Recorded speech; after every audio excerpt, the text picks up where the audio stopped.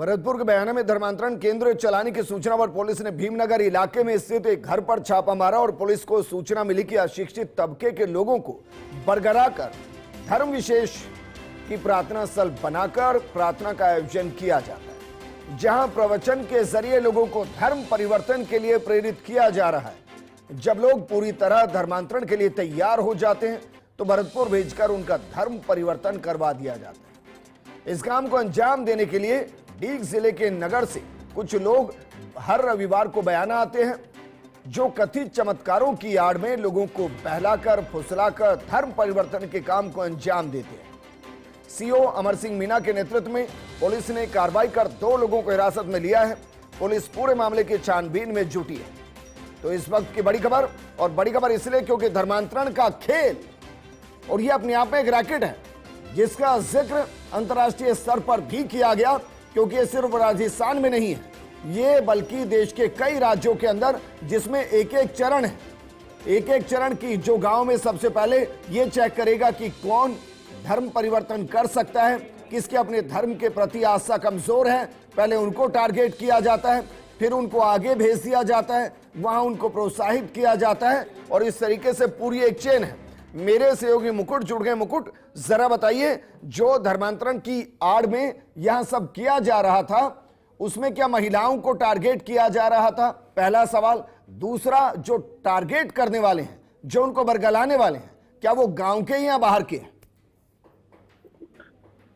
देखिए विजेंद्र, हमारे दर्शकों को ये जानना यहाँ पे बहुत जरूरी है कि जो समाज के दुखी और पीड़ित लोग हैं, उनमें खासतौर पर महिलाओं की संख्या बहुत ज्यादा है। सबसे पहला टारगेट इनके निशाने पे वो होता है जो परिस्थितियों से लड़ पाने में अपने आप को सक्षम नहीं पाती हैं, और परिवार के लोग भी कोई असहाय महिला को अकेला छोड़ देते, तो ऐसे लोगों के साथ सहानुभूति की बातें करके ये यहाँ पर रविवार के दिन प्रार्थना के नाम पे ऐसी महिलाओं को खासतौर पे इकट्ठा किया जाता है। हालांकि आने वाले पुरुष भी होते हैं, पर महिलाओं की संख्या बहुत ज्यादा होती है। उसके बाद यहाँ पे उनके साथ सहानुभूति की बातें करके और उनको सबसे पहले तो प्रार्थना की कहा जाता है कि हम प्रार्थना करते हैं। धर्म परिवर्तन का शुरुआत में कोई जिक्र ही नहीं किया जाता है, और धीमे धीमे जब चिकनी चपड़ी बातों के जाल में उनको फंसा लिया जाता है, उसके बाद में उनको इस बात के लिए तैयार कर लिया जाता है जब वो धर्म परिवर्तन होता है। इस धर्म परिवर्तन की इस घटना को अंजाम दिया जाता है भरतपुर में। जी। मैं कह रहा हूं कि जो ये सब करा रहे हैं, क्या वो गांव के ही, और क्या ये रैकेट है, और क्या भरतपुर तक पुलिस पहुंची? और आप कह रहे हैं कि आस्थाएं कमजोर होती है। मैं व्यक्तिगत मानता हूं कि महिलाएं की आस्था ज्यादा मजबूत होती है।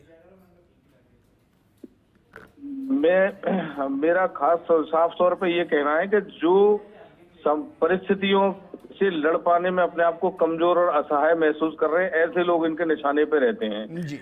इनके क्या है कि कुछ लोग ऐसे समाज में होते हैं जो ऐसे जो कमजोर शिकार हैं उन पे निगाह रखते हैं, और उसके बाद उनको यहाँ पे बुला के लाया जाता है। और यहाँ पे भरतपुर के पास पड़ोसी डीग जिले से कुछ लोग आते हैं संडे की संडे, और वो यहाँ पे वो प्रार्थना कराते हैं, और प्रार्थना के नाम पे धीमे धीमे करके भोले भाले लोगों को अपने जाल में वो फंसा लेते हैं। मुकुट भारद्वाज जी, कोई आंकड़ा है कि अभी तक कितने लोग वहाँ धर्मांतरण कर चुके हैं, दूसरा धर्म अपना चुके हैं?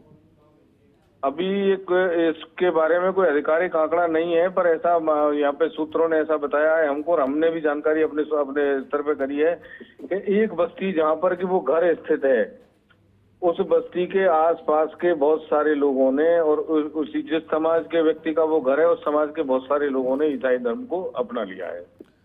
ठीक है मुकुट भारद्वाज जी, शुक्रिया तमाम जानकारी हमारे साथ साझा करने के लिए।